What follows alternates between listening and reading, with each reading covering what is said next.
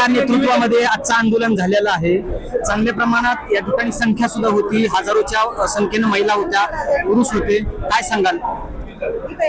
आपण पाहिलं की फक्त आजची संख्या हजारो मध्ये नव्हती तर 56,000 हरकती सुद्धा डेव्हलपमेंट प्लॅनला आलेल्या आहेत।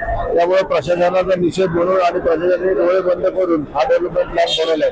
वास्तविक हा डेव्हलपमेंट प्लॅन ह्या शहराचा अर्थ आहे आणि पुढील 25 वर्षाचं भवितव्य आहे आणि पुढील 25 वर्ष भवितव्य करत असताना अनेक गोरगरीब नागरिकांवर, सिंधी समाजावर अन्याय झालेला आहे, दलितांवर अन्याय झालेला आहे, डॉक्टर बाबासाहेब आंबेडकरांचे जे अनुयायी आहेत त्यांच्यावर अन्याय झालेला आहे, अनेक घरांवरनं रोड टाकलेला आहे आणि रेड झोन मध्ये सुद्धा डेव्हलपमेंट झोन टाकलेला गेलेला आहे।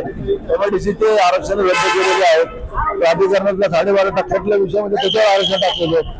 अशा एका चुका मागे चुका अशा अनेक चुका करत हा डेव्हलपमेंट प्लॅन झालेला आहे। त्यामुळे आपण पाहिलं की हा जो आक्रोश मोर्चा होता, आज इतक्या मोठ्या जनसंख्येने आज पालिकेवर हा मोर्चा काढण्यात आला।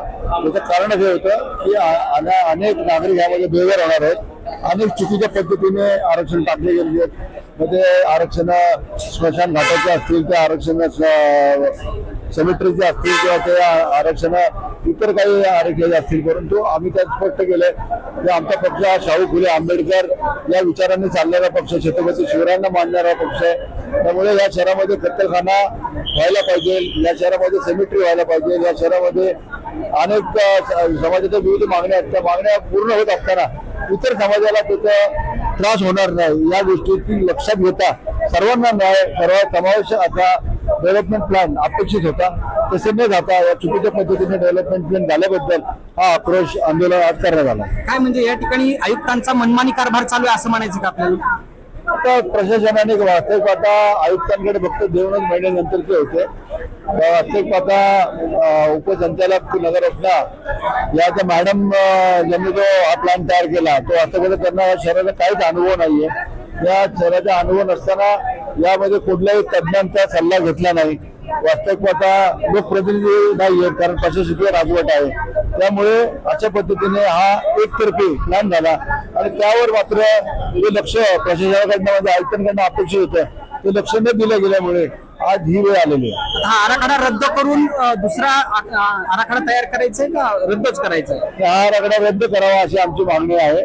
त्यावर महायुती सरकारमध्ये आदरणीय देवेंद्र फडणवीस साहेब, अजितदादा साहेब आणि शिंदे साहेब यांनी सर्वांनी एकत्र बसून हा आराखडा रद्दच करावा अशी आमची मागणी आहे। निवेदन स्वीकारायला महापालिका प्रशासन आता कोणच आज नव्हतं, आज आयुक्त इथे उपस्थित नाहीयेत, ऍडिशनल कमिशनर पण एक नाहीयेत, दुसऱ्या गाडीने कव्हर होते त्या मीटिंग मध्ये आहेत। त्यांचं म्हणणं असं आलं की बाबा तुम्ही वरती आणून द्या। वास्तवाच्या विधानसभेचे उपसभापती आदरणीय अण्णासाहेब बनसोडे इथे आले होते, माजी आमदार विलास लांडे पाटील, बाकी इतर आजी माजी महापौर पदाधिकारी सर्व उपस्थित होते। आम्ही विनंती केली होती की वास्तविक त्यांनी निवेदन फक्त घेऊन जावं, कारण आम्ही कोणत्याही प्रकारचा सुरक्षेला हमी बाधा होईल किंवा लोकांना त्रास होईल किंवा प्रशासनाला त्रास होईल असं आम्ही एकही कृत्य केलं नाही। आम्ही फक्त निवेदन स्वीकारण्यासाठी बोलवलं होतं, परंतु निवेदन स्वीकारण्यासाठी ते खाली नाही येता त्यांनी नंतर निरोप पाठवला अर्ध्या तासाने की तुम्ही वर या।